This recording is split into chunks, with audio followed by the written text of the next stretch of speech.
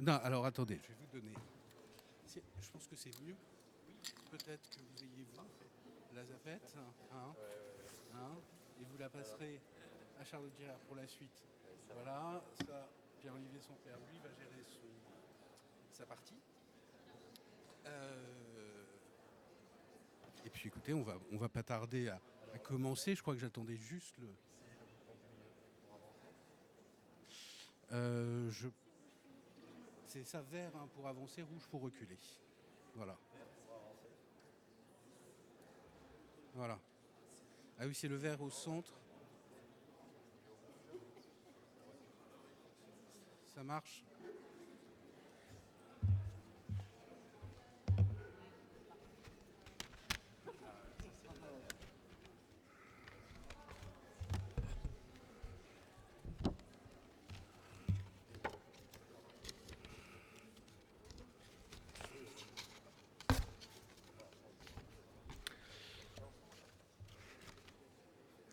Voilà, merci à tous. On va démarrer pour ce premier focus de la journée. Merci à nos participants de nous avoir rejoints. Je pense que la table ronde d'ouverture a bien planté le décor parce qu'on va parler notamment ici d'habitabilité, puisqu'on a deux exemples à la fois à Fontan dans les Alpes-Maritimes et à Mayotte. On va parler aussi, j'entendais Hélène Pesquine parler tout à l'heure de géographie prioritaire de l'adaptation. C'est aussi un sujet qu'on va évoquer avec la SNCF, avec ses infrastructures majeures techniques qui sont évidemment impactées par le changement climatique. On va parler, comme on l'a dit tout à l'heure dans l'introduction avec Rémi, d'outils, de méthodes. Ce sera un petit peu le fil rouge de cette salle. Et donc, on va attaquer tout de suite avec trois présentations pour ce premier focus qui s'intitule donc « Faire face aux conséquences immédiates et violentes du changement climatique » ou comment reconstruire dans un contexte de polycrise. Voilà, donc nous allons parler ici de reconstruction, de résilience. Les crises climatiques invitent à repenser finalement les modes de fabrique de la ville, qu'il s'agisse de reconstruire après un événement météorologique violent. On a deux exemples évidemment frappants aujourd'hui, ou de transformer l'existant pour le rendre plus résilient aux nouvelles conditions climatiques. On avait souligné pendant cette première table ronde cette capacité à anticiper déjà dès aujourd'hui ce que sera le climat de 2030 et comment d'ores et déjà adapter l'existant. Voilà, c'est l'occasion effectivement d'inventer de nouveaux process, de rechercher de nouveaux équilibres économiques, notamment d'inventer de nouveaux modes constructifs ou d'adapter les outils réglementaires existants. Alors, pour explorer cette problématique ce matin avec nous, on a à la fois donc Philippe Oudot, qui est le maire de Fontan, accompagné de Fabien Gour, qui est architecte de l'opération. On va parler évidemment du travail de reconstruction que vous avez engagé sur la commune après le passage de la tempête Alex. C'était en octobre 2020. On est donc 5 ans plus tard, 5 ans plus tard aujourd'hui. Et vous allez nous expliquer comment vous avez réussi à surmonter finalement les nombreux obstacles administratifs, assurantiels, techniques également. Voilà. On est également en ligne, alors je ne sais pas si on a déjà la visio, mais avec Pierre-Olivier Sampère, qui est directeur général du Crous, de la Réunion et de Mayotte. Alors évidemment, il va nous parler des événements plus récent dans le temps, c'est un petit peu plus loin dans l'espace pour nous, c'est pour ça qu'il est en visio, mais du cyclone Chido qui a impacté très violemment l'île de Mayotte en décembre 2024, qui a provoqué des dommages considérables, à la fois humains, matériels, et on parlera avec lui de reconstruction et de construction, puisqu'il va nous parler d'un projet de construction d'une résidence étudiante à Mayotte, à proximité de l'université de Dembéni. C'est un équipement structurant qui manque cruellement au territoire, qui manquait auparavant, et qui va être construit finalement dans ce contexte un petit peu particulier de reconstruction, et un équipement qui répond à de nombreux enjeux cruciaux pour l'attractivité et le développement du territoire. Là encore, je souligne effectivement la simultanéité des crises ou des contraintes qui s'imposent aux acteurs. Mayotte, c'est le département le plus pauvre de France. Et évidemment, il y a énormément à faire pour permettre au territoire de se développer, de gagner en attractivité. Puis on va conclure avec Charlotte Girard, ce petit tour des présentations. Donc vous êtes directrice transition, RSE et innovation chez SNCF Immobilier. Vous allez nous parler des enjeux d'adaptation effectivement et de transformation des grandes infrastructures techniques de la SNCF, des grandes plateformes de maintenance. On va notamment évoquer les sites historiques de Bischheim et de Villeneuve-Saint-Georges. Et effectivement, ce sont des infrastructures qui sont essentielles au bon fonctionnement du réseau et sur lesquelles les conséquences du changement climatique sont peut-être moins violentes, mais en tout cas très immédiates. Les enjeux sont bien réels entre adaptation au risque, risque inondation, risque forte chaleur, enfin on en parlera. Voilà. Tout de suite, commençons avec Fontan, avec ce village qui a été très sérieusement marqué comme plusieurs villages dans la vallée de la Roya par la tempête Alex en octobre 2020. Effectivement, 5 ans après la catastrophe, donc les travaux ont débuté à l'instant cet été. C'est un grand soulagement pour la population. Vous me disiez un petit peu en amont de ces entretiens. Oui, bonjour à tous, tout d'abord. Oui, c'est un grand soulagement pour la population, bien sûr, puisque 5 ans d'attente pour voir les travaux commencer, c'est vrai que pour les habitants, c'est long et compliqué à gérer humainement, je vais dire. Très bien. Donc, tout simplement, parlez-nous un petit peu de tout le travail qui a conduit à cette reconstruction. Comment je disais tout à l'heure, comment vous avez surmonté les différents obstacles qui étaient sur votre route, avec parfois des solutions donc très innovantes et des ajustements aux règles existantes. Donc, je vais déjà vous présenter le village de Fontan, parce que peut-être certains ne savent pas où est situé Fontan. Donc, on est dans les Alpes-Maritimes, dans la vallée de la Roya, en plein cœur de la vallée de la Roya, traversé par le fleuve de la Roya, et un village construit en bordure de ce fleuve. Donc on a été lourdement impacté au mois dans la nuit du 2 au 3 octobre 2020.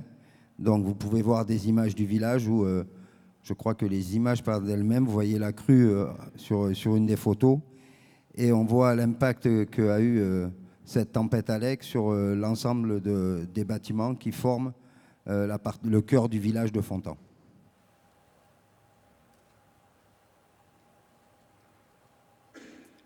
Donc dans le cadre, pour reconstituer et pour pouvoir réaménager l'ensemble du village, il a fallu bien sûr travailler sur des blocs d'immeubles, puisque comme beaucoup de villages en France, les gens sont assurés mais n'ont pas de copropriété et n'ont surtout pas d'assurance de copropriété. Donc ça a été un des premiers sujets très importants que nous avons eu à gérer, c'est gérer la création que nous avons pu réaliser grâce au service de l'État, grâce à France Assureur, pour réussir à créer des blocs de copropriété éphémères, je vais dire, qui ont été créés pour gérer la tempête Alex. Oui, pour bien nous expliquer sur ces copropriétés, c'était en fait, il y avait un défaut d'assurance sur les parties communes, en fait.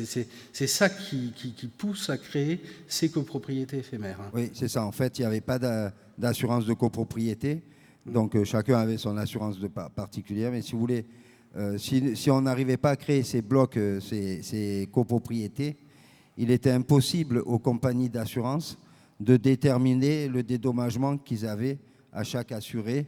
Donc il fallait vraiment que, grâce aux surfaces des appartements de chacun, nous avons pu créer ces copropriétés. Oui, bonjour. Dans un tel contexte, vous avez des superpositions de propriétés. Vous avez en fait des copropriétés de fait. Oui. Et en fait, le premier sujet, ça a été de les définir, voilà, et de définir effectivement les parties privatives et les parties communes. Merci. Donc, dans la démarche, bien sûr, ce qui a été important, c'est la nomination d'un préfet délégué à la reconstruction des vallées.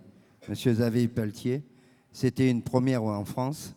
Ça a été, pour des petits villages comme nous, ça a été important parce que ça nous a permis d'avoir un lien direct avec tous les services de l'État. Chose que nous avions, mais qui était plus compliquée, je vais dire, dans un temps normal. Et là, avec la tempête Alex et l'urgence, d'avoir un préfet qui a passé son temps dans les vallées, dans nos villages, ça nous a permis de gagner énormément de temps pour réussir à arriver à reconstruire nos villages. Voilà. Il y a une autre chose qui a fait l'objet d'une exception aussi, c'est l'application du dispositif des fonds Barnier. Alors très rapidement, le fonds Barnier, très schématiquement, c'est l'acquisition des fonds qui sont sinistrés par l'État, suivi d'une démolition et d'une restitution aux communes d'un terrain nu, inconstructible. Mais là, les constructions qui ont été impactées sont au cœur du village. Donc, il y a une réflexion exceptionnelle et expérimentale qui a été lancée par la DDTM là-dessus et qui aboutit à deux choses qui sont importantes. D'une part, dans ce genre de construction, vous avez des structures qui sont intriquées. Voilà, ça veut dire que chaque maison existe pour ses voisines. Elle existe en termes de descente de charge et d'influence sur les sols, mais elle existe également en termes de contreventement. Voilà, on est en zone sismique, c'est une des zones sismiques les plus importantes en France. Et donc, ça veut dire qu'une démolition au cœur de ce village pouvait poser des problèmes de structure. En plus, sur ces villages de montagne, l'identité culturelle et historique de ce genre d'agglomération, ce sont ces toitures. Voilà, il y a énormément de vues plongeantes sur nos villages. Et la création de dents creuses allait rajouter, on va dire, des cicatrices, voilà, qui allaient rester historiquement dans le village.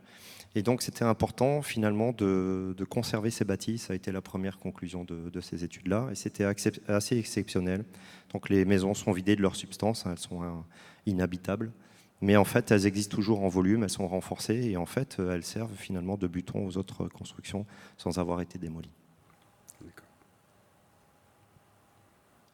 Donc, au niveau de tous les acteurs publics, donc là, vous avez la liste de tous les acteurs publics qui sont intervenus. Donc, bien sûr, le préfet que je viens de vous parler. La DDTM qui a eu un rôle important à nos côtés, qui continue même aujourd'hui encore à avoir un rôle important à nos côtés. RTM, bien sûr. La MIRV.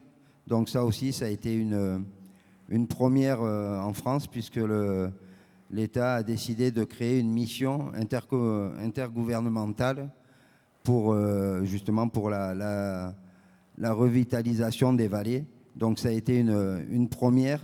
Ils ont été aussi à notre côté. Ils étaient aux côtés du préfet délégué à la reconstruction. Et ils sont encore aujourd'hui à nos côtés dans tout ce qui est démarche de développement économique suite à la tempête Alex, puisqu'une enveloppe a été débloquée par l'État pour justement essayer de redynamiser les vallées et surtout nos villages. Donc certains projets ont été, grâce à la MIRV, soutenus par la MIRV, ont pu obtenir des financements de l'État à hauteur de 50%.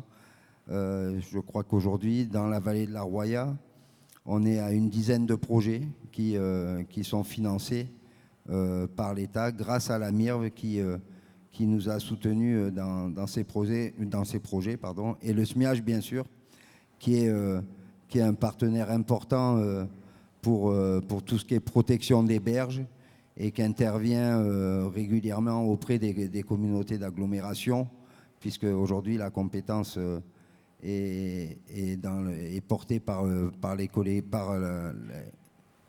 la CARF, qui est notre communauté d'agglomération. Et donc le SMIAG intervient avec le service GEMAPI de la CARF pour tout ce qui est protection de nos berges, donc tout ce qui est création d'enrochements, tout ce qui est reconstruction de ponts, reconstruction d'une partie des routes. Donc le SMIAG est intervenu et ça a été aussi un des partenaires importants des communes. Et au niveau des acteurs privés, donc comme je vous l'ai dit tout à l'heure, France Assureur, qui a eu un rôle important puisque c'est eux qui ont réussi à, je vais dire, puisqu'ils sont là justement pour ça, pour fédérer les compagnies d'assurance et qui ont permis, après plusieurs tables rondes avec les compagnies d'assurance, à réussir à nous financer une partie des travaux et à évaluer la part de chaque assuré par rapport à ces surfaces, comme je vous parlais de ces copropriétés tout à l'heure. Il a fallu bien sûr nommer un syndic pour ces copropriétés, donc ça a été chose faite. Syndic qui aussi a dû aussi demander des subventions auprès de l'État dans le cadre MIRAPI. Ça aussi, on n'en a pas parlé tout à l'heure, mais ça a été important puisque le préfet a réussi à obtenir que les fonds MIRAPI, qui sont normalement dédiés sur des petits travaux pour des particuliers, puissent être mis au service de nos collectivités locales, ce qui a permis à l'État de venir en complément des assureurs, en complément d'autres collectivités locales aussi qui nous subventionnent une partie des travaux. Et puis bien sûr après, donc, il y a eu le maître d'ouvrage et les maîtres d'œuvre qui sont intervenus et qui interviennent aussi dans la préparation des projets que nous avons à réaliser, des travaux. Alors pour la méthode, elle est présentée là dans son ordre chronologique. Tout d'abord au lendemain de la catastrophe de la tempête Alex, donc il y a eu toutes les mesures conservatoires sur les bâtis qui ont été réalisées de manière à ce que toutes les équipes qui interviennent ultérieurement puissent le faire en toute sécurité. Voilà.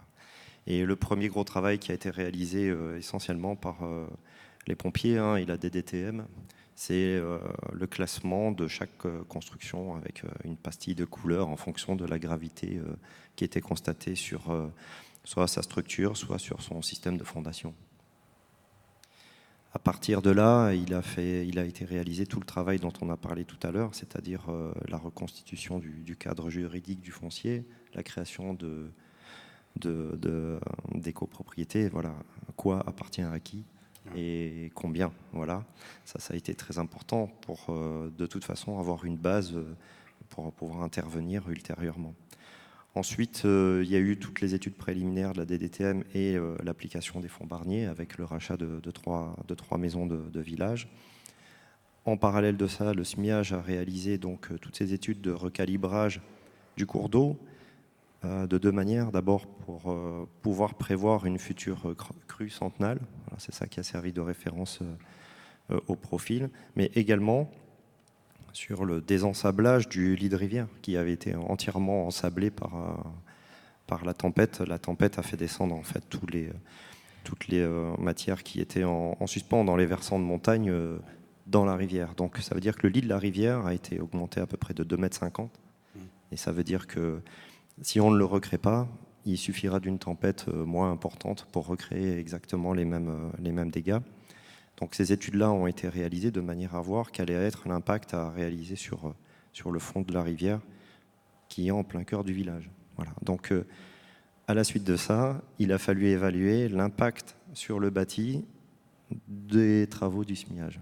Voilà. Et en fait, on s'est rendu compte que pour recréer le cours d'eau capable de contenir une crue centenale, on allait avoir un impact important sur le bâti, parce qu'on est en front construit. Hein. Et donc, à partir de là, il a été étudié tout ce qu'il allait falloir mettre en place sur le bâtimentaire, d'abord pour le consolider, c'est ce qui est en train d'être fait, mais également pour pouvoir supporter les travaux futurs de la reconstitution du lit de rivière. Donc, ça veut dire qu'en gros, au stade où on en est, effectivement, on a une mission de maîtrise d'œuvre bâtimentaire qui intervient sur les bâtiments et une mission de maîtrise d'œuvre dont le SMIAGE est maître d'ouvrage pour la reconstitution du lit de la rivière. Voilà, ce sont 2 phases qui sont en cours.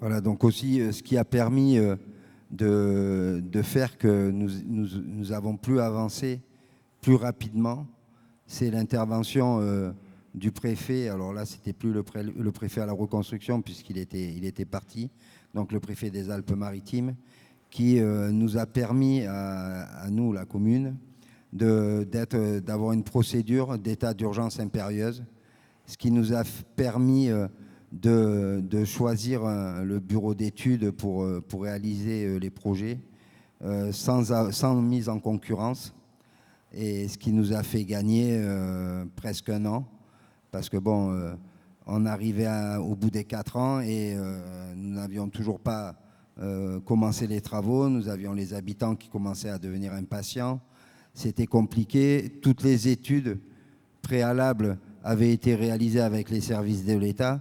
Donc je suis intervenu auprès du préfet en lui disant aujourd'hui, je pense que l'État, le bureau d'études, pour nous s'imposer de lui-même, c'était celui qui avait fait toutes les démarches en amont.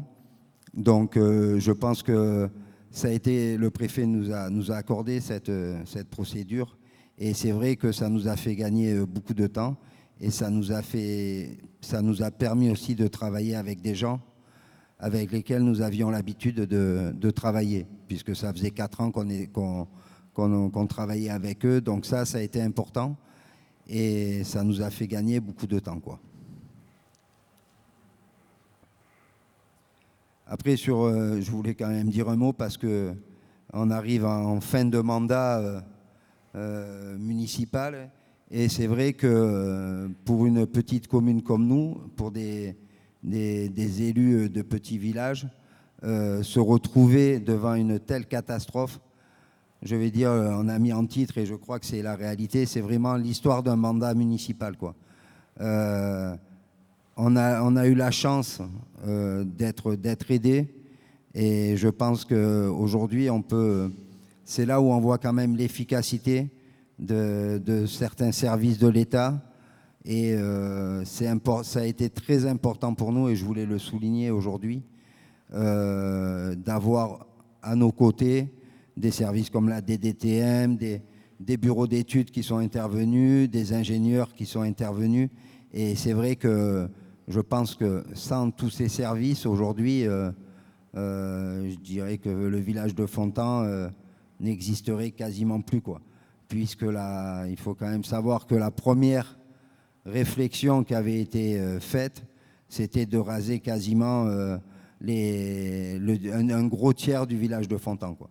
Donc grâce à l'implication de tous ces services, de toutes ces personnes, de notre petite part à nous, je vais dire, en tant qu'élus, nous avons réussi, je vais dire, à sauver le village, à le pérenniser, et je l'espère, mais bon, ça sera peut-être ma conclusion, de le rendre encore plus beau que ce qu'il était avant la tempête Alex. Je voudrais juste préciser aussi que les services de l'État se sont déplacés auprès des populations, ce qui était assez exceptionnel, puisqu'ils sont venus expliquer lors de réunions publiques quel était l'objet exact de leurs études et où ils en étaient. Voilà. Donc il y a eu il y en a eu 3. Donc ça a été très important de voir que les services de l'État épaulaient la commune et que les choses avançaient. Il a fallu leur expliquer qu'ils partaient vraiment de moins que 0, quoi. Voilà, donc, et que ça a expliqué le délai. Voilà. Ensuite, il y a eu un contexte assurantiel qui a été hors cadre, qui a été initié par le préfet délégué, qui était en fait une étude pour pouvoir débloquer des fonds à titre expérimental et puis exceptionnel, puisqu'en fait, ces constructions ont plus de 200 ans, donc elles sont absolument hors assurance pour tout ce qui concerne la stabilité, hein, notamment. Donc ces études-là ont été réalisées et ces fonds ont pu être débloqués. Ça, c'est assez exceptionnel. Sur la démarche, aujourd'hui, les choses ont évolué. On a un monitoring qui est plus complet sur toutes les constructions autour de la Roya, donc au cœur du village. La commune est soumise au RNU, voilà, il y a très peu d'habitants. Et néanmoins, on a un PPR inondation qui va être promulgué. Donc ça, effectivement, ça va faire bouger les lignes en termes d'organisation spatiale, hein, et urbanistique. Et puis aujourd'hui, voilà, en termes de budget, sur le bâtimentaire, on est à peu près à 4 millions de travaux hors taxes. Et pour la protection des berges, hein, ce sont les marchés qui vont être tenus par le SMIAG. On est à 9,3 millions d'euros hors taxes. Alors sur le résultat, pardon, je suis allé trop vite.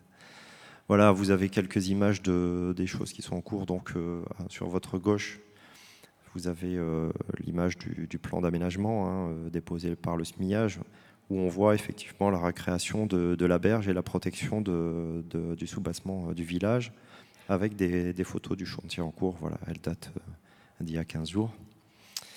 Et une vue en perspective sur le nouveau lit de la rivière.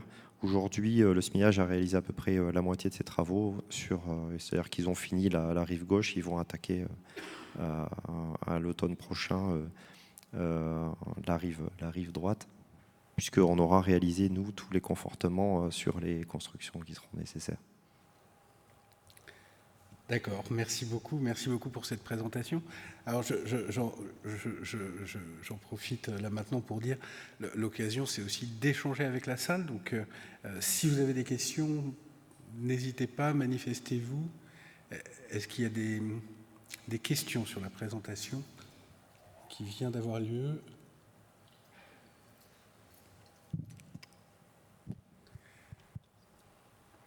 Éventuellement, oui, là-bas.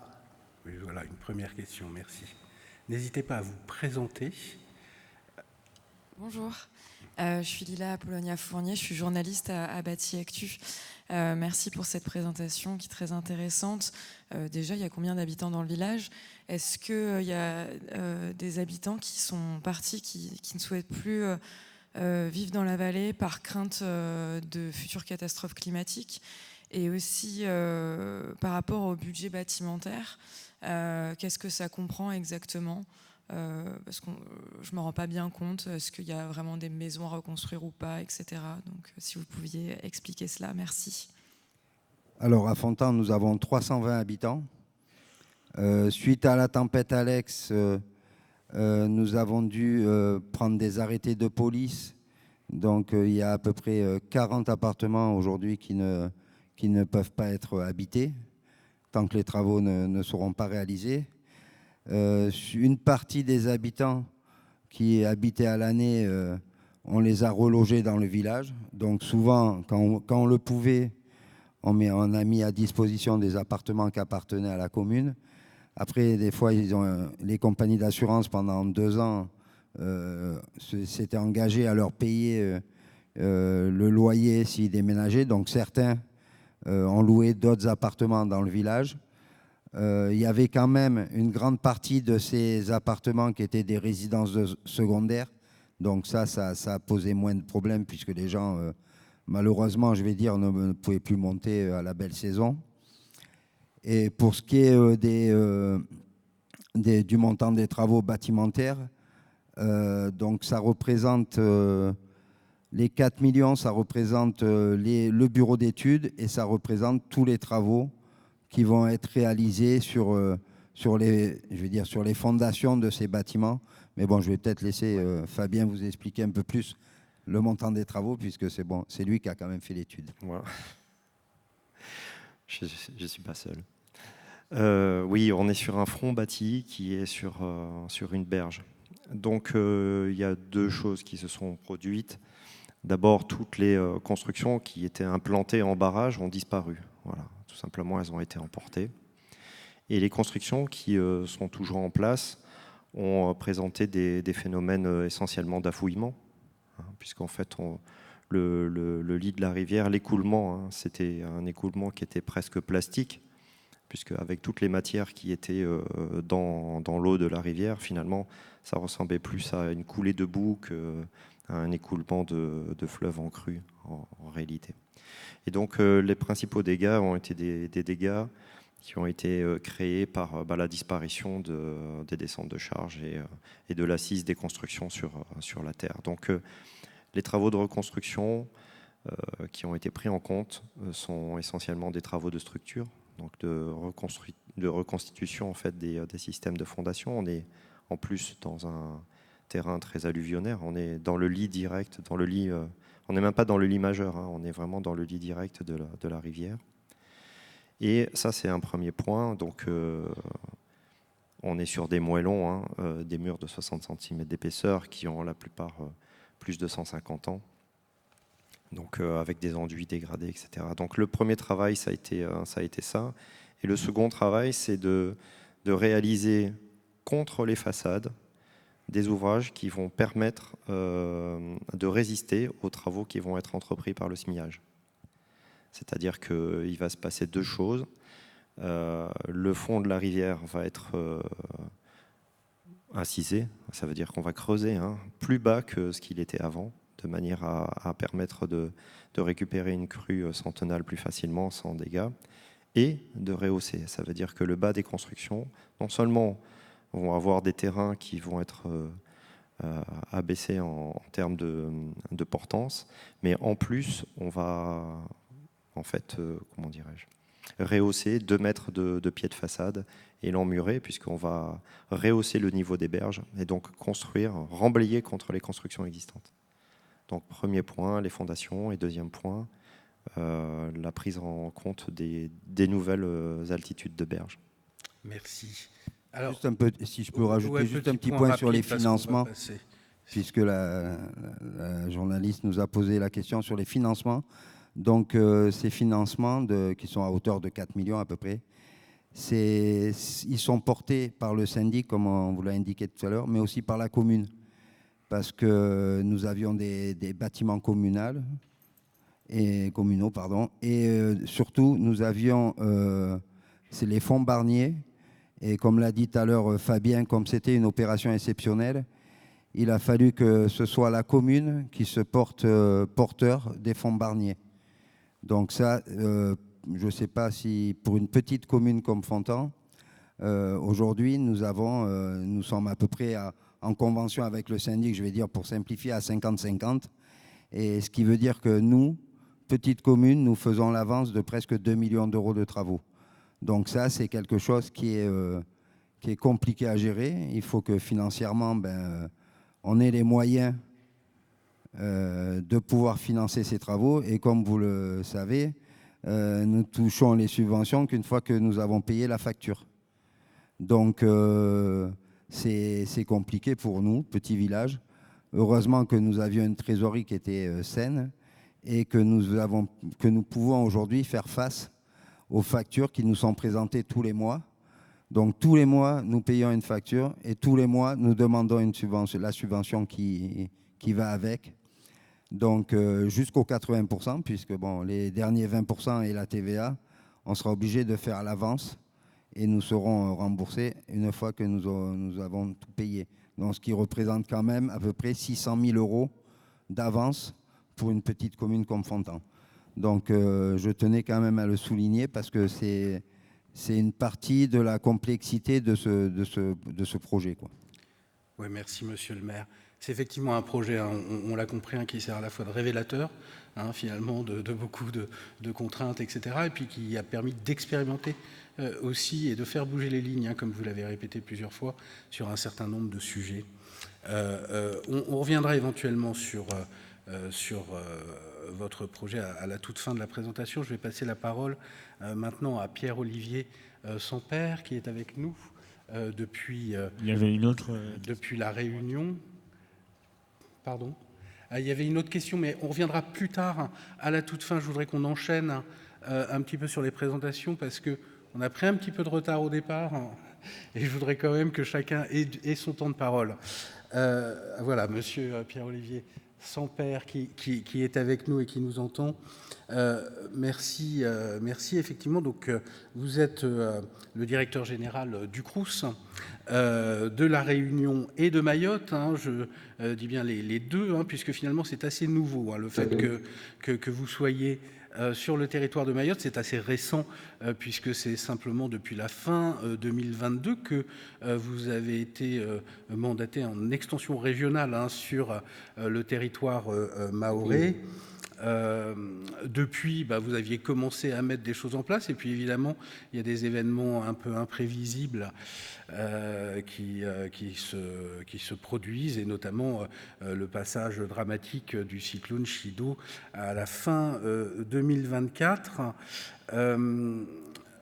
Vous me le disiez dans les échanges qu'on a eus auparavant, il y a un déficit, hein, structurel, enfin il n'y a même pas un déficit, hein, c'est-à-dire qu'il n'existe pas d'offre de logement étudiants sur l'île aujourd'hui. Évidemment, après le passage de Chido, c'est une priorité, hein, déjà de permettre aux étudiants locaux de pouvoir reprendre leurs études. Et puis, il s'agit également de préparer l'avenir et de préparer l'avenir du territoire. Hein. On en avait discuté. L'un des enjeux très importants, c'est de retenir finalement ces étudiants sur le territoire de Mayotte. Est-ce que vous pouvez nous présenter donc le projet que vous menez aujourd'hui autour de l'université de Dembéni? Bonjour Alexandre, bonjour à toutes et à tous. Alors j'essaie de lancer le PowerPoint. Voilà, je vais vous présenter l'exemple du Crous de la Réunion et de Mayotte et la manière dont on a transformé une catastrophe, hein, le passage du cyclone Chido, vous l'avez dit Alexandre, le 14 décembre dernier, en une opportunité pour améliorer la vie étudiante à Mayotte. Et vous allez voir ainsi comment nous avons tenté d'agir rapidement dans un contexte marqué par des urgences climatiques, économiques et sociales. Alors, le contexte général avant Chido, la situation du logement étudiant, elle est simple, hein, elle était critique. Il n'y avait aucun logement dédié, ni logement Crous, ni même par des bailleurs privés. Or, les étudiants vivent dans leur famille, souvent très éloignés du campus actuel qui est à Dembéni, dans le sud de la Grande Terre à Mayotte. Or, à Mayotte, nous avons un réseau routier qui est peu développé, peu de transports collectifs, et donc les étudiants passent des heures dans les transports pour arriver à l'université. Donc, ils se lèvent souvent à 3h ou 4h du matin, ils arrivent aux aurores à l'université. Donc, avec l'université de Mayotte, justement, nous avions un projet de nouveau campus à Ouangani, dans le centre de l'île, mais dans lequel nous comptions construire du logement étudiant. Mais cet horizon, qui était de 2032-2034, qui en outre devrait s'éloigner sans doute un peu avec la problématique de la reconstruction à Mayotte, a fait que on a voulu engager et trouver une solution plus immédiate. Alors, le cyclone Chido arrive le 14 décembre. Il est extrêmement violent. L'œil du cyclone passe sur le territoire de Mayotte. Il détruit des bâtiments qui sont préfabriqués, qui sont à proximité du campus. Vous en voyez une photo sur cette slide. Ce terrain appartient à la CIM, la Société immobilière de Mayotte, qui est une filiale de CDC Habitat. Et après le cyclone, finalement, la CIM nous dit « Nous voulons reconstruire et densifier la parcelle ». On était déjà en contact avec eux pour construire du logement étudiant. Alors pour nous, c'est une opportunité unique, construire rapidement du logement étudiant, 150 places et surtout au bon endroit, vraiment à proximité immédiate du campus. Alors, vous voyez un plan avec l'université de Mayotte et le site concerné. Nous avons baptisé ce projet Campus Soleil. Voilà, il est vraiment situé à quelques minutes à pied du campus actuel, ce qui changerait évidemment tout pour la vie quotidienne des étudiants. Alors, ce programme il vise la construction de 150 logements avec des espaces communs pour créer une vraie résidence universitaire et également le siège des bureaux du Crous, puisque actuellement nous n'avons pas de bureau en propre. Alors l'objectif évidemment il est double, hein, c'est de répondre à l'urgence, mais aussi préfigurer le futur en montrant qu'on peut construire vite, bien et durablement à Mayotte.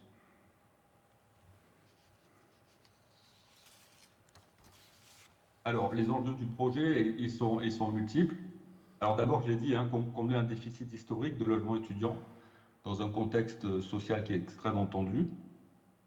Ensuite, intégrer les risques climatiques, cyclones, séismes, les plus extrêmes également qu'on peut connaître sur ce territoire. Parce qu'aujourd'hui, on ne peut pas se permettre de reconstruire du précaire, comme l'étaient les bâtiments existants. Et enfin, c'est très important aussi, maîtriser les coûts, c'est vraiment notre plus grand défi aujourd'hui, de négocier un projet qui soit à la fois soutenable pour le Crous et qui puisse garantir un loyer abordable pour les étudiants. Parce que le logement étudiant constitue évidemment un enjeu majeur de cohésion sociale, d'égalité des chances et d'attractivité du territoire à Mayotte. Alors, ce projet se veut innovant dans un contexte insulaire qui est soumis vraiment à des aléas majeurs. Alors, il intègre les normes parasismiques et paracycloniques qui sont adaptées au territoire de Mayotte. Et nous souhaitons avoir une conception bioclimatique qui permettra de réduire la consommation énergétique tout en offrant un confort thermique pour nos résidents. Et enfin, je l'ai dit tout à l'heure, une optimisation foncière par la densification d'une parcelle déjà urbanisée, ce qui nous évite de l'étalement et nous permet de préserver les espaces naturels existants sur d'autres lieux de la commune de Dempeni. Alors les acteurs et la gouvernance de ce projet, c'est la CIM qui est le maître d'ouvrage, qui sera le maître d'ouvrage. On a un partenariat solide avec eux. Le Crous serait locataire exploitant avec un bail de longue durée.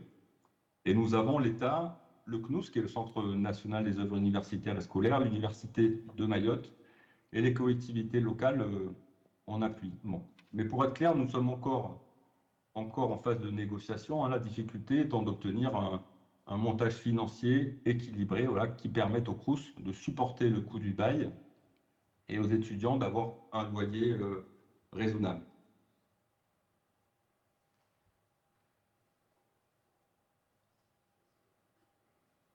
Alors, le processus et le calendrier. Où en sommes-nous? Écoutez, en 2025, nous travaillons sur la programmation, les études techniques et la négociation avec la CIM, qui n'est pas encore bouclée, puisqu'il y a encore un tour de table financier à trouver. L'objectif étant de démarrer les travaux en 2026 et pour avoir une livraison en 2027, 2028 au plus tard, de la livraison des 150 logements si tout se déroule comme prévu. Alors ça paraît ambitieux comme ça, effectivement, avec un calendrier très resserré, mais c'est vraiment tout à fait nécessaire au vu des enjeux que nous avons sur le territoire de Mayotte. Alors les impacts et perspectives. Alors si le projet aboutit, ce que nous souhaitons tous évidemment, il aura un impact majeur. Il facilitera la réussite étudiante en réduisant la fatigue liée au déplacement actuel des étudiants. Il participera à la réduction des inégalités territoriales et enfin, il constituera une première étape avant le futur campus de Bongani, dont l'ouverture avant Chido était programmée pour 2032-2034 et qu'on estime devoir prendre un petit peu de retard. Alors les clés du succès, pour conclure, elles sont assez claires. Il faut anticiper les risques climatiques et techniques dès la conception. Je l'ai dit tout à l'heure, nous ne pouvons plus faire comme avant. Il nous faut maintenir une coopération forte avec la CIM et les acteurs locaux. Et surtout, et c'est fondamental, il nous faut trouver un modèle économique soutenable pour que ce projet ne soit pas une charge insurmontable pour le Crous ni pour les étudiants. Alors si nous réussissons, ce projet sera un modèle de reconstruction intelligent et durable pour le territoire de Mayotte. Merci de votre attention et je suis tout à fait disposé à répondre à vos questions éventuelles. Merci Monsieur Sampère, effectivement, pour cette Je vous en présentation. prie. Juste avant de prendre une question dans la salle, vous parliez de ce modèle économique, effectivement, qu'est-ce qui vous permettrait finalement d'atteindre l'équilibre économique que vous recherchez, sachant que, comme vous le disiez, ces résidences vont s'adresser à un public boursier principalement, des familles prioritaires au regard de leurs revenus. Et évidemment, il faut presque partir de là, mais qu'est-ce qui permettrait d'atteindre l'équilibre économique ? Justement, Alexandre, on a vraiment pris le parti de partir de là, justement, de partir du loyer final, ce qui n'est pas la logique, mais finalement de dire, voilà, notre loyer maximal pour l'étudiant devrait être de ce montant-là, même si il sera voté évidemment par le conseil d'administration. Et de ce montant demandé à l'étudiant, nous remontons par rapport au prix qui est demandé par la Société immobilière de Mayotte. Et il est vraisemblable que pour que l'opération soit soutenable, nous ayons besoin d'une subvention d'équilibre sans doute portée par le Centre national. Donc maintenant, il nous reste à essayer de négocier au mieux avec notre partenaire qui est la CIL pour que ces coûts de production soient les moins élevés possibles. Donc on est encore en discussion, hein. Le coût total de l'opération n'est pas encore arrêté, mais effectivement on aura certainement besoin d'une subvention d'équilibre nous permettant de baisser le prix d'opération et ainsi d'offrir aux étudiants, qui vous l'avez dit, hein, sont des étudiants en grande précarité, d'offrir des loyers raisonnables. Merci. Alors, on va prendre une question dans la salle s'il y en a une. Je ne sais pas qui éventuellement. Sinon, on va enchaîner sur la présentation suivante avec. Et on reviendra éventuellement rester avec nous, M. Sampère. On a une question ici. Merci. Bonjour, Mathieu Luzerne, CEREMA. J'avais une question par rapport à la desserte des bâtiments, savoir comment est-ce qu'ils étaient positionnés par rapport au campus et comment était gérée la mobilité des étudiants. C'est une question très pertinente parce qu'effectivement, la mobilité n'est pas sans poser problème. Vous savez qu'il y a des gros problèmes de sécurité à Mayotte, et notamment dans la zone dans laquelle se trouve le campus de Dembéni. Et là, nous avons un chemin d'accès à l'arrière des bâtiments, des futurs bâtiments, qui permet de rejoindre directement le campus. Donc on pourra avoir un chemin piétonnier entièrement sécurisé pour permettre aux résidents de se rendre en toute sécurité sur le campus. Donc c'est pas matérialisé dans les plans que je vous ai montrés, mais en effet c'est prévu dans le projet. Merci Monsieur Sampère. On va passer à la présentation suivante, s'il vous plaît, parce qu'il faut qu'on tienne effectivement le timing avec Charlotte Girard, dont je rappelle vous êtes directrice transition écologique et innovation à SNCF Immobilier. Vous allez nous parler un petit peu de la méthode, des outils que vous êtes en train de construire pour adapter, rendre plus résilient votre outil industriel, hein, qui permet effectivement notamment d'entretenir, maintenir les matériels ferroviaires. Ce sont des sites très très importants qui occupent énormément d'espace et des sites qui évidemment sont particulièrement exposés au dérèglement climatique. Donc, dites-nous un petit peu comment vous avez construit cette méthode et où en êtes-vous, même très concrètement, dans l'adaptation de certains sites. Merci beaucoup. Bonjour à tous. Donc, en effet, je vais peut-être juste en quelques mots préciser ce sur quoi on travaille. SNCF Immobilier, on gère l'immobilier de production de la SNCF. Donc, c'est à peu près 8 millions de mètres carrés. 30 000 hectares, c'est les ateliers, les bureaux, les centres médicaux, les cantines, tout ce qui est nécessaire pour le service ferroviaire et la production du service ferroviaire, sauf les gares qui sont chez Gares et Connexions. C'est important de le dire parce qu'en réalité, par rapport à la question et au thème des entretiens qui est continuer d'aménager, c'est vraiment ça aujourd'hui la question qu'on se pose. Chaque année, pour entretenir ce patrimoine, on fait de l'ordre de 300 millions d'euros d'investissement. Donc il y a des projets à différents degrés de maturité. Il y a à peu près 1 millier de projets en cours qui avancent, qui tournent, qui sont livrés, abandonnés, à émergence. Et la question aujourd'hui, c'est à quel moment et de quelle façon on va modifier notre façon de faire du projet pour intégrer cette question de l'adaptation au changement climatique. Donc on a commencé en 2024 assez basiquement, j'allais dire, parce qu'on appelle des études de vulnérabilité. Alors ce qui n'est pas basique, c'est que pour nous, c'est sur 8000 sites, 24 000 bâtiments. On a pris en compte 3 horizons de temps, 15 aléas. Donc autant vous dire que notre base de données, déjà, elle est massive et que pour la manipuler, il faut un certain savoir-faire et ce n'est pas quelque chose auquel on était d'ores et déjà formé. Donc on a fait cette étude de vulnérabilité. On a commencé en 2025, au fil de l'eau, à modifier légèrement ou à vérifier que des gros projets, en tout cas, regardaient ce sujet de l'adaptation, mais avec les outils dont on dispose aujourd'hui. Et là, on se projette sur 2026 et très clairement, on voit qu'on va devoir absolument prioriser. Alors, prioriser à la fois des actifs.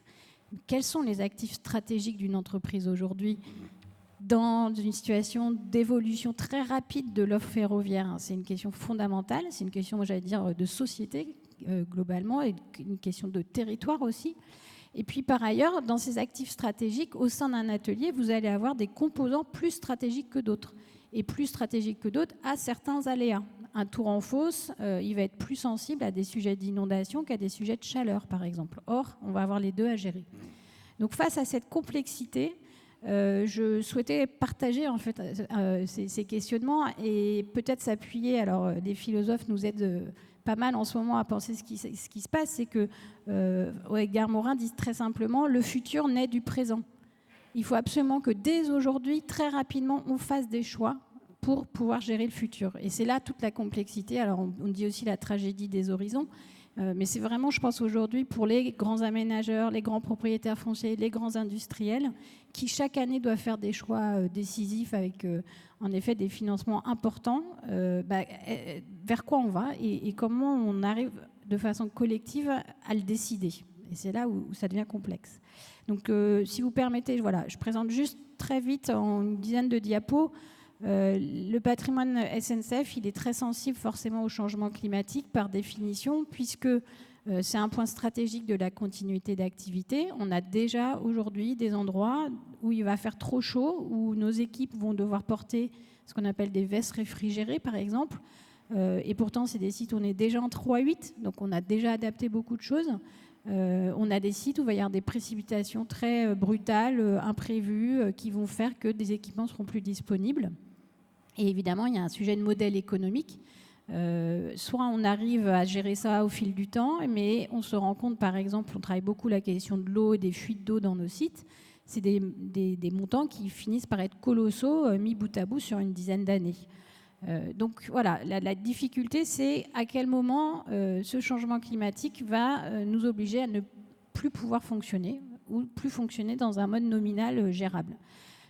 Donc le groupe SNCF, depuis mars 2023, a créé tout un réseau interne avec des comités de pilotage qui travaillent à la fois les impacts économiques et les impacts humains. Tout simplement parce que les grands travaux qui pourraient nous permettre de mieux être résistants, ils vont prendre du temps. Donc en attendant, on sait qu'on aura des crises à gérer, on sait qu'il y a des trains qui seront arrêtés. Ça, c'est un gros débat chez nous. Est-ce qu'il vaut mieux arrêter le train et éviter des problèmes de chute d'arbres et repartir plus vite, mais du coup mettre dans l'inconfort des voyageurs, ou accepter la difficulté ou le risque d'un train, alors évidemment en conditions de sécurité, mais qui va lui-même poser d'autres problèmes à des trains qui sont derrière ou qui vont du coup bloquer le fonctionnement. Donc il y a des grands débats, comme dans beaucoup d'acteurs qui sont sur ces sujets du service en général et des infrastructures, sur finalement les choix stratégiques en termes de fonctionnement du quotidien et dès aujourd'hui comment on fait des arbitrages. Et puis, en effet, le troisième sujet en cours, donc ces études de vulnérabilité et qu'est-ce qu'elles peuvent nous donner comme enseignement pour avoir déjà des plans d'action qui, en fait, devront chaque année être révisés. C'est ça la question du changement climatique, c'est que pour plein de raisons, à la fois des raisons scientifiques, mais aussi des raisons de nos capacités techniques à gérer ces enjeux, on doit se dire qu'on va devoir mettre peut-être 10, 20, 30 ans à s'adapter au monde dans lequel désormais on est d'ores et déjà implanté et dans lequel on travaille. Ça, c'est simplement pour revenir très vite, et pareil, à l'occasion, on pourra répondre comment on a fait cette étude de vulnérabilité. Donc, on a pris un grand nombre de scénarios, tous les aléas climatiques sur lesquels, en France, on a de la chance, on a de la donnée et de la bonne donnée. On a fait des scénarios avec plusieurs horizons de temps, et on a travaillé ce qui s'appelle donc la vulnérabilité. Alors, je reviendrai juste 2 minutes sur la méthodo, mais à la fois la vulnérabilité physique de l'actif bâtimentaire, mais aussi de l'activité, donc la vulnérabilité fonctionnelle de l'activité qui est à l'intérieur d'un bâtiment. Ça nous a permis en fait de coter nos 8000 sites avec des notes qui vont de 0 à 5 et qui aujourd'hui nous sont une espèce de thermomètre. Alors il est peut-être pas bon ce thermomètre, mais en tout cas c'est un premier thermomètre sur lequel après on peut nous proposer des plans d'action avec évidemment un objectif, c'est d'éviter que la température monte globalement, et puis surtout là où il y a des pics de température, la faire descendre autant que possible. Cette grande étude, elle nous a permis de voir qu'on avait à peu près 40% de nos sites qui avaient une vulnérabilité à surveiller, donc c'est quand même 3400 sites, et vous verrez ce qu'est un site SNCF, c'est des gros morceaux de sites. Et puis 10% avec une très forte vulnérabilité et qui se trouvaient tous être plutôt concentrés en région sud, voire tous concentrés sur l'arc méditerranéen. Vous avez entendu tout à l'heure dans la présentation de Fadia Karam, il y a des grands enjeux de transport, la nouvelle ligne sur toute la partie méditerranéenne, et elle se trouve être finalement dans les mêmes endroits où il y a les grands enjeux en termes d'adaptation climatique.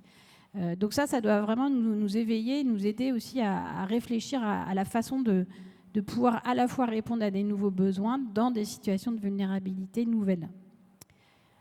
Simplement, peut-être certains ne connaissent pas, mais c'est important de l'avoir en tête, la note de vulnérabilité qui va être donnée, donc c'est un travail qu'on a fait avec le bureau d'études Résilience, il y en a plein d'autres qui le font. Ça, à la fois, c'est une analyse, c'est le résultat d'un croisement de données, à la fois l'exposition factuelle, j'allais dire la plus factuelle possible à des situations climatiques, croisé avec la sensibilité. Et là, on voit tout de suite déjà qu'on arrive dans une notion qui n'est pas si simple. Parce que pour, par exemple, l'immobilier, ça voudrait dire connaître l'âge de tous nos bâtiments, les matériaux qu'ils composent, la dernière grande phase de réparation de ces bâtiments, l'état exact de la toiture. Enfin, vous voyez, des points quand on a 25 000 bâtiments, évidemment complexes à traiter. Mais ça aussi savoir exactement l'usage qui est dans ces bâtiments. Et là aussi, on a une activité qui évolue très rapidement. C'est vraiment des choses très mouvantes. Et là, on donne un exemple assez simple. C'est un ascenseur, il n'est pas en soi vulnérable. Il est en particulier vulnérable, et d'autant plus vulnérable s'il est dans un immeuble de grande hauteur dans lequel vous avez beaucoup de personnes âgées, par exemple. Là, votre note de vulnérabilité, en cas d'arrêt de l'ascenseur du fait d'un problème de chaleur, elle va être beaucoup plus forte que si c'est un ascenseur dans un immeuble de 4 étages, on va dire d'étudiants dynamiques et sportifs. C'est un exemple un peu tiré par les cheveux, mais c'est quand même la réalité aujourd'hui. C'est important de se le dire parce que ça veut aussi dire que si vous regardez la vulnérabilité physique, nous, par exemple, on va être plus sensible à des mouvements de terrain pour les bâtiments qu'à des sujets de chaleur.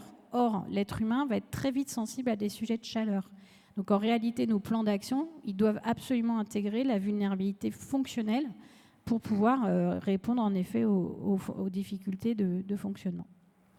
Voilà, donc ça nous a donné cette fameuse base. Alors voilà, c'est juste pour montrer à peu près à quoi ça peut ressembler, avec donc des notes qui vont de 0 à 5 et qu'on mobilise désormais pour toutes nos études de projet qui représentent plus d'1 million d'euros de travaux. On va regarder dans la base si on est dans un site plutôt bleu ou plutôt rouge, pour faire très simple. Et puis, surtout, quand on a des sites qui sont en rouge, on va commencer à regarder s'il n'y a pas des études, j'allais dire, d'adaptation autoporteuses qui sont, on va travailler sur ce bâtiment, non pas parce qu'on a un besoin nouveau industriel ou d'activité, mais parce que, en cas de problème, on sait qu'on est très fragile et que c'est un actif stratégique. Voilà, donc là, c'était pour montrer ensuite comment, avec ces données-là, aujourd'hui... une illustration concrète. Oui. Voilà, illustration concrète, qu'est-ce qu'on fait au quotidien, nos équipes, toutes ensemble, essayent de faire. dans tous les métiers de la SNCF. Il y a des projets déjà engagés. Donc là, je voulais illustrer avec Bischheim, qui est un de nos sites historiques. Il a 140 ans, à peu près 1000 salariés, et c'est 24 hectares en contexte urbain très dense, ou dense en tout cas, 80 000 m², 36 bâtiments, qui doit s'adapter au fait qu'on a une progression de 40% de la production qui arrive dans les années, qui a déjà commencé et qui arrive très vite. Faire plus de 40% de production en étant toujours dans le même site, avec des bâtiments centenaires, ça pose tout de suite un sujet, évidemment.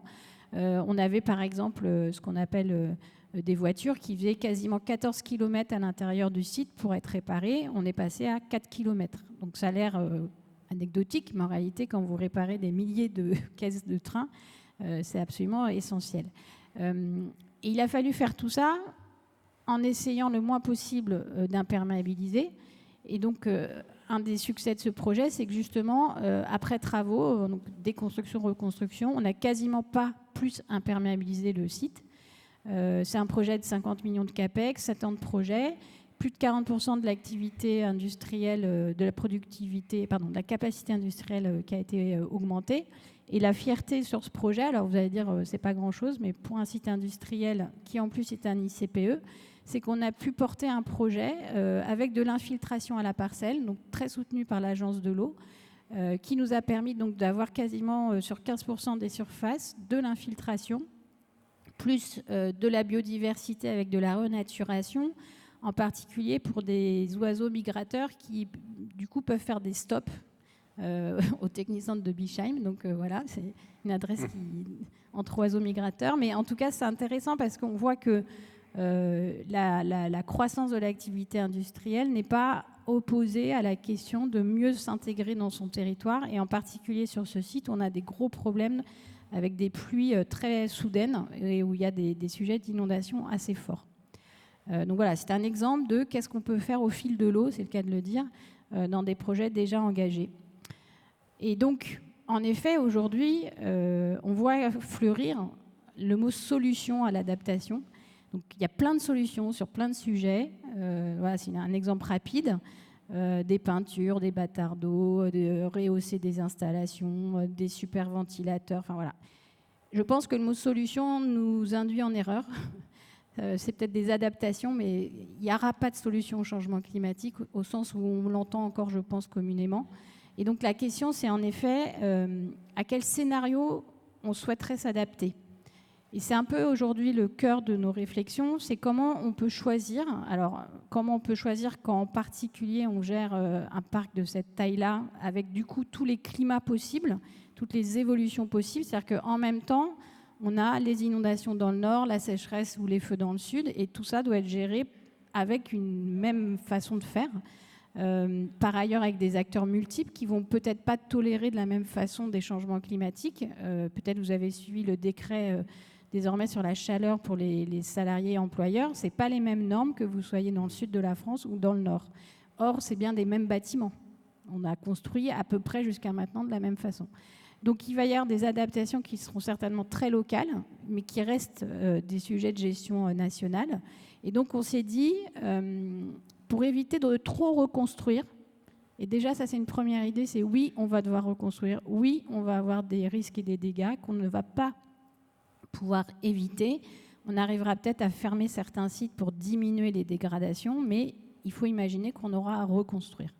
Et donc, par exemple, dans les coûts, on commence à compter le coût d'une reconstruction à 20%, à 30%, à 80% d'un actif. Et donc, on s'est concentré sur... On étudie nos sites, donc suite à l'étude de vulnérabilité, qui ont les notes les plus élevées, en se concentrant sur la chaleur, les inondations, feux de végétation et le RGA. Je dis ça, c'est 4 sujets parmi 15. Alors on pourrait nous dire, vous en oubliez, oui, certainement, mais si ceux-là, on ne les a pas réglés, de toute façon, les autres, on ne pourra même pas avoir la chance de pouvoir les regarder. Et on a pris aussi l'idée de se dire, il y a toujours 3 scénarios. Pareil, c'est complètement, j'allais dire théorique, mais n'empêche, il y a le scénario où je ne fais rien, il y a le scénario où je m'adapte autant que je peux, faiblement, dans le sens où je ne touche pas le clos et le couvert.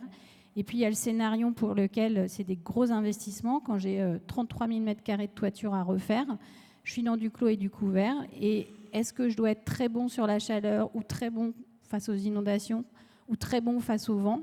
Évidemment, il faut que je fasse les trois. Mon comité d'investissement, il accepte mon dossier si je passe sur les 3 sujets. Et donc, pour faire tout ça, à la fois du fait de la diversité de notre patrimoine, son histoire, le fait qu'on a à peu près tous les usages qu'on peut imaginer dans l'immobilier, on prend aujourd'hui différentes méthodes. Et c'est ce qu'on est en train de travailler. Des méthodes très macro, comme j'ai présenté, qui regardent à l'échelle nationale, là où ça bip, en gros, là où il y a du rouge foncé. Des endroits où on sait d'ores et déjà qu'on doit faire des études très précises. Je prends des exemples. Tout ce qui va être CVC dans nos bâtiments dits de sécurité, dans lesquels tout doit être totalement sécurisé, fermé, pose d'énormes sujets sur l'adaptation à la chaleur. Et puis par ailleurs, on fait ce qu'on appelle des POC, c'est-à-dire des façons de faire des études un peu nouvelles, où on regarde de façon systémique, non pas un grand risque à un endroit, mais plusieurs petits risques en même temps au même endroit. Est-ce que ça ne nous crée pas un risque systémique? Donc voilà, on a essayé à l'échelle du groupe, et on est plusieurs acteurs à porter ça. Et pour finir, j'ai le temps? Oui, à peine. À peine. À peine, donc c'est parfait, j'ai une diapo. C'était pour montrer justement donc Villeneuve-Saint-Georges, nouveau test en cours d'étude. C'est pas un hasard, c'est un des endroits où on doit refaire un atelier TGV qui est déjà représente quasiment 10% de notre consommation énergétique, tellement c'est une passoire thermique. Donc, projet essentiel à la fois pour le carbone et pour le climat. Et donc, ce qu'on fait, on regarde tout bêtement et on met des gommettes, c'est un peu ce qu'on évoquait, mais on essaie de les mettre avant la catastrophe. Qu'est-ce qui est stratégique? Et quand on dit stratégique, c'est qu'est-ce qui peut s'arrêter 1 heure, 1 jour, 1 semaine, 1 mois? C'est des questions simples à laquelle un gestionnaire d'actifs de production peut répondre facilement sans faire des études hyper complexes. Et une fois qu'on a fait cette stratégie, on regarde, et c'est là où aujourd'hui on est en grande question, c'est qu'on peut se protéger de pas mal de sujets, mais à quelle intensité et à quelle fréquence on veut s'en protéger? Là, c'est un schéma très basique qui montre, si vous regardez la crue décennale, cinquantennale ou centennale sur le site de Villeneuve, alors le site de Villeneuve, il fait 220 hectares. Donc vous voyez, ce n'est pas un petit sujet, c'est quasiment un sujet de territoire. C'est-à-dire que si nous, on s'adapte mal, le territoire sera mal adapté. Donc est-ce qu'on doit se prémunir du système d'inondation décennale, cinquantennale, centennale?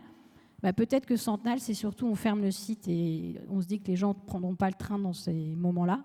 Et que la cinquantennale, on le fait pour les actifs les plus stratégiques qu'on va bien rehausser, par exemple. Et puis pour le décennal, oui, on achète des pompes, on achète des bâtards d'eau parce que c'est ce qui doit être protégé le plus régulièrement. Et c'est la même logique qu'on fait sur tous les aléas. Et dans cette présentation, c'était simplement pour dire, on regarde aussi à chaque fois le coût de l'inaction. Pour donner des exemples, si par exemple pour des questions d'inondation, je ne fais jamais rien, le moment où ça va se passer va être plus difficile à gérer, et surtout la remise en service. Alors c'est bien, en Ile-de-France, on a eu des inondations qui nous ont permis de tester ça. Les remises en service peuvent prendre 5 jours de plus, et 5 jours de plus sans activité, c'est un énorme problème économique et industriel.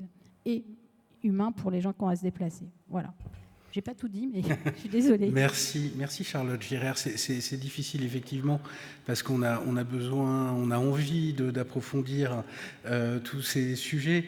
Je crois que je ne vais pas prendre de questions dans la salle parce que j'ai un focus suivant et on va essayer de démarrer à l'heure le focus suivant. Ce sera bien pour les intervenants suivants. Moi, ce que je retiens finalement de toutes vos interventions, c'est ce côté très itératif de l'action et des actions de lutte qui se mettent en place contre le dérèglement climatique. C'est que finalement, on construit en avançant, quitte à reconstruire peut-être différemment dans quelques années à nouveau. Je pense qu'il y a toute une phase d'apprentissage.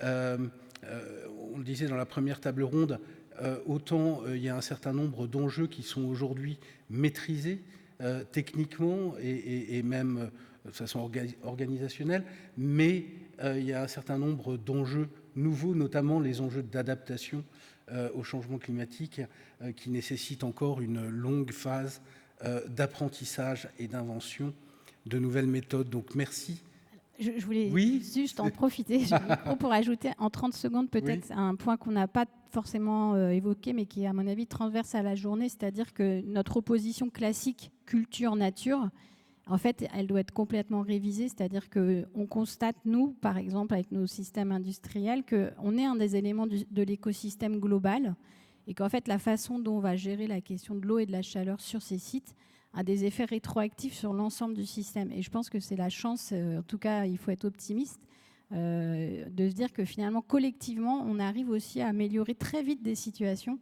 La nature peut très vite regagner des parts et donc il faut absolument très rapidement agir parce qu'il y a des réels effets positifs qui commencent aussi à se voir. Voilà. C'est vrai. On va parler aussi de ces solutions, ces solutions fondées sur la nature, des solutions plus douces. Vous restez un petit peu, vous continuez à assister à la suite des entretiens. Je veux juste inciter. Je pense qu'il y a plein de gens qui ont envie de vous poser plus de questions. Peut-être vous pourrez échanger pendant les moments de pause. Je voudrais remercier également Pierre-Olivier Sampère qui était en liaison avec nous depuis la Réunion et pour nous parler de Mayotte. Merci à tous les quatre. Et puis, écoutez, on continue. Donc, on va passer au focus suivant, qui est consacré donc au recul du trait de côte. Je vais laisser les... Merci beaucoup. Je vais laisser